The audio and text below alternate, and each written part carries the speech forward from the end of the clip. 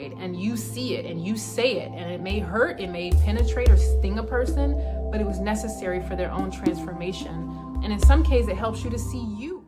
Greetings and peace. Thank you guys for joining me for another video. This is Umi, and thank you to everyone who has liked, shared, subscribed. You have booked a session, you've made donations, you've joined me on Patreon. I really appreciate you supporting this channel. Also, if you haven't already, be sure to register for the event this Thursday, 6 p.m. Central Time, where I'm going to be building with you all in a live virtual group session. You can share, you can express yourself, and we're going to be building on the power of self-worth and self-love, recognizing your value to support your mind, body, and spiritual wellness. So I'm looking forward to that. So let's go ahead and get into the video. We're going to be building on Scorpion Venom. And this directly translates to the human psyche. So recognize by examining the archetype associated with the zodiacs, the qualities of, the animal it represents. In the case of lion for Leo and the bull for Taurus, the same is true as we can extract certain behaviors and attitudes and the nature of a person based on the archetype that's it represents. So this is not all inclusive. It's very important to keep in mind we are intended to transcend our astrology. Astrology should not limit you or block your potential for growth and enlightenment in these things. However, because we are humans, the same way when you feel hungry, you go eat. There are certain planetary influences that when we feel something, we react to it. So it's important to become aware of those triggers and those things that create reactions in our life. Many people, and this video is for Scorpio, but in particular Scorpio moon. But tune in, take what you need, discard the rest. I wanted to touch on this because Scorpio, the moon is often considered debilitated in the sign of Scorpio. And, I don't want to accept that. Many of us are like, oh, I don't see that as true. Scorpios are awesome and they're powerhouses and this and that. Be that as it may, there are some things we need to discuss. There's some housekeeping we need to do, emotional housekeeping for you, dear lunar Scorpios. And that has to do with the venom that is associated with the scorpion. Your ability to nurture is somewhat interrupted when the moon is in the sign of Scorpio, because scorpions can even eat their young. They, again, as I mentioned in the previous video, they're predators. The scorpion is about control, it's about manipulation, and it's about immobilizing its prey or its victim. So the scorpion has these pincers that are connected to the head. So see the symbolism even there. The ability to grab and crush its prey, or to grab its prey and render it immobile so it can't get away. And then it allows the stinger to come out and to sting and paralyze and essentially kill the prey. So your desire to control the pincers connected to the head is often done on a psychological level. So whereas with Aries, sometimes that desire for control comes through eruptions and anger and violence and aggression, and I'm going to demand control. The Scorpion is a bit more strategic, because for you, Scorpio, it's a psychological control. It's a way of getting into a person's head. It's a way of manipulating a person's thoughts. And in its lesser expression, of course, you can associate this with gaslighting. You can associate this with just, mean and cruel manipulation, being spiteful, acting out to get attention, and all those kind of things. But on a higher level, remember, it's not always, these characteristics don't always just apply to, base things. It can apply to even higher desires for power, where you know how to get into the heads of other people because you can identify something about them that isn't always spoken. So this taps into the psychological, this taps into your intuitive nature, empathic nature, where you can read a person or read into a person, extract some information that you need that you can then use at a later point, either to render that person immobile when they've done something to offend you, wound you, betray you, hurt you. You retrieve that information you once got and you can sting a person, and they're almost paralyzed or stunned by what you had to say. They're paralyzed, and then you can sting them and sting them more than once. So unlike the bee, which stings and loses its stinger, it can die. Bee stings hurt like hell. Scorpion stings are 100 times that more painful, excruciating pain that can last 4 days. So you will say something that doesn't just hurt a person's feelings.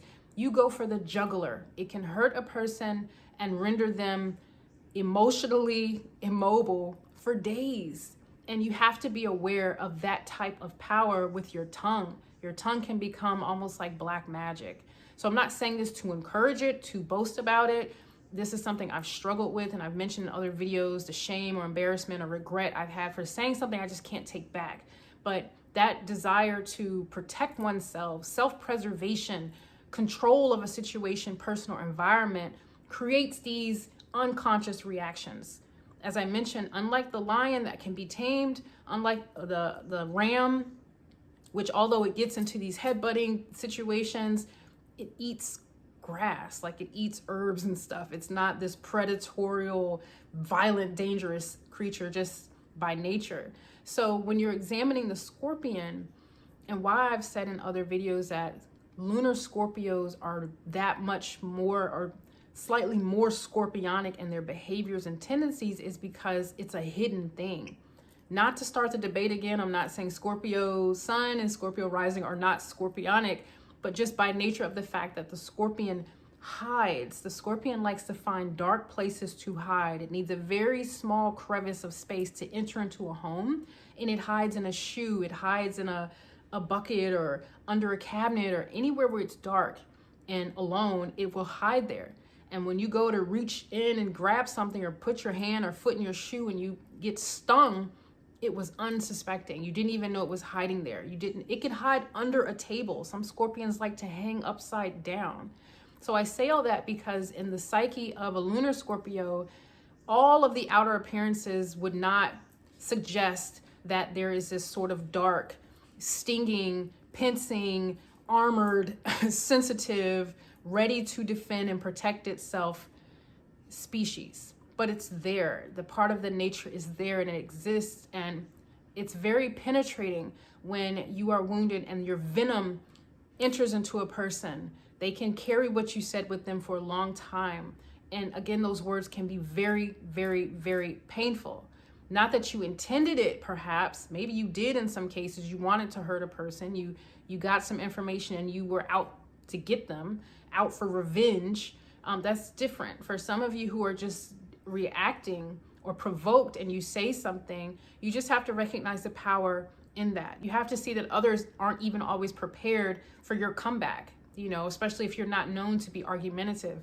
Because the interesting thing too about a lunar Scorpio is someone can go off and talk junk, and you can just be quiet, non-reactive and calm until that one thing they say or that one trigger directs your attention to them, and it's a wrap from there. You get them in your sights, you immobilize them psychologically, you enter into mind games and other, acts to throw them off, and then you attack and you say what you need to say. And often what you say is truthful, it's raw, and it's what they need to hear. Many people aren't aware that there are actual scorpion farms where they are harvesting scorpion venom, because it does have some healing effects, neurological effects to heal the human body and protect against things like cancer or defend against cancer. You can look more into that. But I say that because I found it interesting that the venom doesn't have to be this paralyzing or fatal sting that you emit. It could also represent your ability to say what needs to be said to get to the heart of a situation, but it can get to the heart of a situation to expose it. It can help a person realize something about themselves that they didn't want to admit or, were trying to avoid, and you see it and you say it, and it may hurt, it may penetrate or sting a person, but it was necessary for their own transformation. And in some cases, it helps you to see you. It helps you to see who you are and just how low you're willing to go or how deep you're willing to cut a person when you're wounded. And scorpion venom is extremely expensive, not only because it's very hard to get and extract, very, very minuscule amounts of this venom, but I find the symbolism here. Keep in mind, we're doing symbolism. We're looking at how this relates to the human psyche, is that what you share is very valuable. You don't just say things just for the sake of saying it. When you are in that stinging mode, When you sting a person, you say something that's true, which is why it hurts so bad. It's not just something random. You say something that is so true, but it's valuable because it initiates transformation in you and in others. So oftentimes there are warning signs in areas where scorpions are likely to be found. The same way they have warnings about snakes. You know, when it comes to things like living in parts of, I'm here in the United States, so like the Southwest and Arizona and these places, scorpions can enter into a person's home. So the symbolism with the home is that the home represents the soul. If you have a dream and you're in your home or in a home, it represents the human soul. So for a scorpion to enter into a home and find a place to hide is that it can observe a person and get to learn a person beyond the illusion, beyond their facade, beyond how they're projecting or pretending to be. It gets past the superficial into the soul of a person. Spend enough time with the Scorpio, lunar Scorpio, they have that ability to get into you, into who you are, whether you know it or not. So recognize you do have the ability to get in a person's life even before you fully let someone else in. You can get into that person and know their insecurities and learn a lot about them. They can reveal a lot about themselves, and you can nurture that and cherish that information and see it as valuable, and you know, find a way to create a bond, and or you can use that information to hurt a person. So once if they're mature, emotionally mature enough, they can take what you shared or what you said to heart in a good way, and they can learn something from that exchange. They can learn something from what you said. They can learn to exercise a little more caution. And as I was mentioning, in these areas where the scorpions are, there's often signs up about, you know, caution, be careful at moments where a person is really trying to get in with you, get into your soul, get into your interests, get to know you, that you can be quite defensive. You may even push people away. And it's not to say you don't desire companionship or relationships. Like, who really wants to be alone, right? But because you recognize your Scorpio nature, that it can't be tamed or trained, when you recognize that there's a part of you that is quite, you know, primal in its reactions and quite raw, you may want to protect others from that. You want to protect them by just saying, like, you know, stay back. And unless they're willing to put in the time, and when I say time, it can take some time, getting to know you to where you can confide in them and they've never taken something you've shared and like hurt you with it or brought it up, then that relationship can really form and really thrive.